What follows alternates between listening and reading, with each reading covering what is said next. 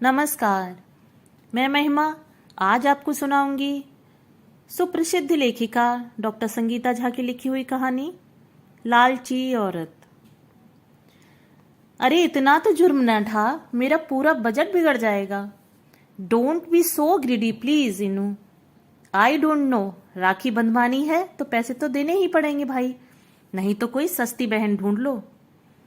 कुछ तो रहम कर बहना। नो मीन्स नो, जल्दी बोलो, बंधवाना है कि नहीं।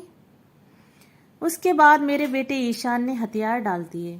अपना हाथ आगे कर कहा, चल तू भी क्या याद करेगी, बांध राखी। ये ईशु यानी ईशान और इनाया यानी इनू की राखी के दिन की नोक झोंक थी। बेटा ईशान अभी अभी इंजीनियरिंग खत्म कर कैंपस इंटरव्यू से एक बड़ी कंपनी में नौकरी कर रहा था। अभी 1 साल इंटर्नशिप चलनी थी। कल ही बेचारे के हाथ पहली तनख्वाह आई थी। आज लूटने चली थी उसकी छोटी बहन। ईशान इनाया से 3 साल बड़ा था। बचपन से ही ईशु अपनी बहन को बहुत प्यार करता था और उसका बहुत ख्याल भी रखता था। मुझे अभी भी याद है उसकी पावटी तक साफ करने में मेरी मदद करता था। इनू घर पर सबसे छोटी थी और सबकी चहेती भी।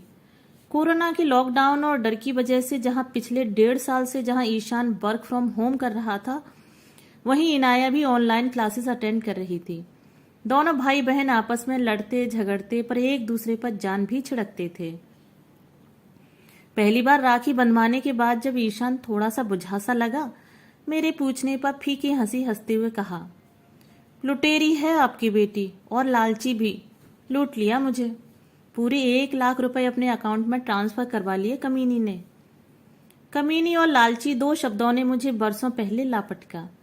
ठीक इसी तरह करीब 35 साल पहले मैंने भी अपनी भाई की इसी तरह जेब खाली की थी। भैया ना तो उदास हुए और ना ही अम्मा से इसकी शिकायत की। मेरे भैया संतोष और मैं सविता 2 भाई बहन हैं। भाई संतो मुझसे इसी तरह 2.5 साल बड़े थे, पर शायद मैं सभी उनकी ही बेटी थी, अम्मा पापा की कम। भैया राम भगवान की तरह आदर्श बेटे और भाई थे। रोज रात पापा का पैर दबाते थे, अम्मा के साथ कभी कभी रोटी तक बिलवा देते थे। अगर कभी मुझे पैर दबाने कहा जाता तो मैं पापा के पैर में चुंटी काट देती। अम्मा से तो दूर भागती थी, न जाने कौन सा काम बता दे। मेरी ये बदमाशियां पापा और भाई का मन मोह लेती। भाई माँ को समझाता, रहने दो अम्मा, सभी शादी हो जाने के बाद हमें याद करेगी। भैया मेरे ड्राइवर थे, यानी कहीं भी जाना हो बेचारे साइकिल पर पीछे बिठा मुझे छोड़ आते। अपना सारा प्रोग्राम मेरी सहूलियत के अनुसार तय करते। मेरी हर कजिन और सहेली हमारे प्रेम को देखकर हैरान रहती। वे अक्सर कहती, इतना प्रेम तो नीति शिक्षा की पुस्तक में ही दिखाई देता है। हर राखी और भाई दूज अपने साल भर के जमा पैसे मुझ पर बिना उफ किए लौटा देते। अम्मा मेरा उजड्डपन देख जहां गुस्सा होती, वहीं पापा भाई की पीठ थपथपाते। इस तरह हम कब बड़े हो गए पता ही नहीं चला। भाई और मेरी शादी लगभग तय हो गई। भाई की शादी में भाभी के लिए लाई गई चीजों पर मैंने झपट्टा मार लिया और सबने फिर उसे मेरा बचपना ही माना, सिवाय भाभी के। पर वो भी चुप ही रहीं, शायद पापा के लिहाज से। मैं अपने घर और भाई अपनी जिंदगी में व्यस्त हो गए। पति मोहन का ट्रांसफर भाई के शहर के पास हो गया। अब भाई और मेरे शहर में बस से बस 1 रात की दूरी थी। भाई की एक प्यारी सी बिटिया और मेरा प्यारा सा यीशु हमारी जिंदगी में आ गए। यीशु यानी मेरा बेटा और दिशा यानी भाई की बेटी की पहली राखी थी।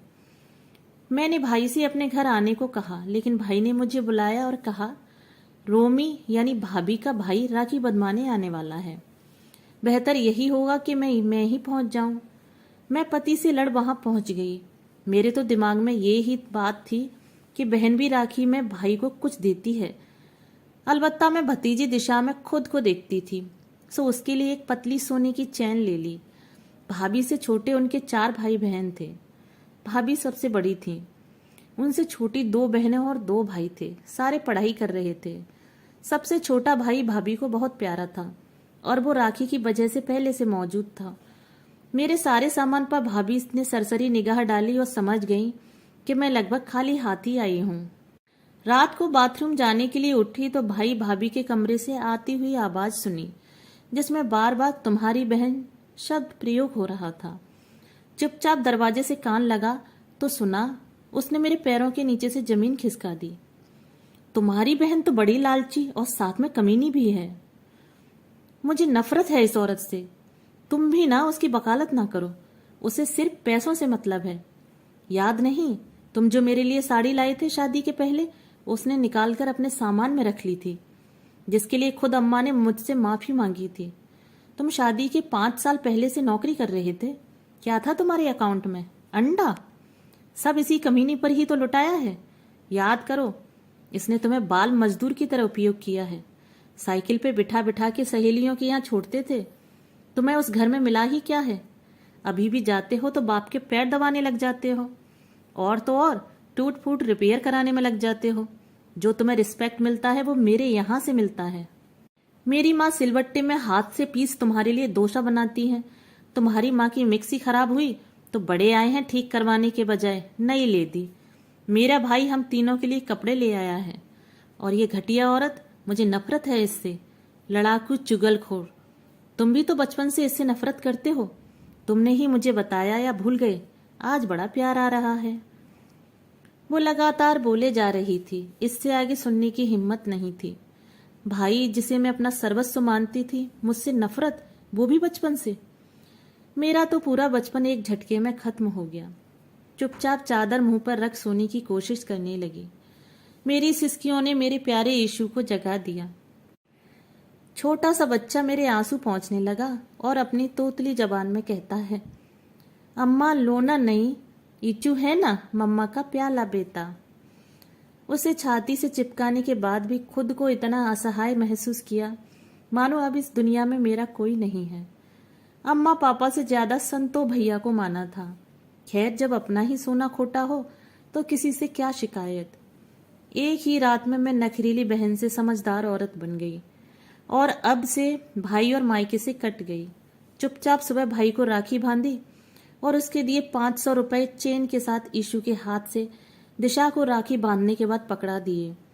दोपहर को भाई भाभी जा रहा था, मैंने फिर चुपके से फिर उनकी बातें उनके बिना जाने सुनी। भाभी ने उसे अपने सारे घर वालों के लिए न केवल कपड़े दिए बल्कि 5,000 रुपए और मेरी दी हुई चेन देते हुए कहा, ये 5,000 से माँ के लिए मिक्सी ले देना, और वो भी सुमित की। ये चेन छोटी बहन के लिए भेज रही हूँ, पर हाँ सुनार से चेक करा लेना, कहीं ऐसा ना हो चांदी पर सोने की पॉलिश हो। भाई शायद शर्मिंदा हो रहा था, बोला, अरे सभी सुन लेगी, धीरे बोलो।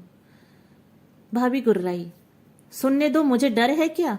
मैं तो चाहती हूँ कि सुन ले और दोबारा कभी हमारे घर ना आए।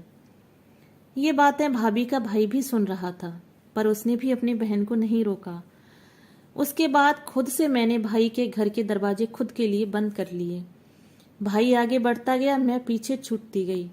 भाई से मुलाकात अम्मा पापा के मरने पर ही हुई। पति और बच्चों ने कभी पूछा ही नहीं कि एक रात की दूरी होने पर भी हम मामा के यहाँ क्यों नहीं जाते। मैंने अपना सारा बचपन उन 25 सालों में कैद कर लिया जो मेरी शादी के पहले के थे। मेरी सारी कहानियां, यादें वहीं आकर रुक जाती थीं। आज बेटे के मुंह से लालची और कमीनी सुन मेरे पर बरसों पुराने घाव ताजे हो गए। मुझे रोता देख फिर यीशु मुझे चुप कराने आया। मुझसे कहता है, आप भी ना मॉम। मुझे फलक ने कहा, इनू को कभी रुलाना नहीं। राखी साल में एक बार आती है। मैं मामा की तरह खुदगर्ज नहीं हूँ और ना ही फलक मामी की तरह नीच। मेरे और इनू के बीच कोई नहीं आ सकता, आप भी नहीं।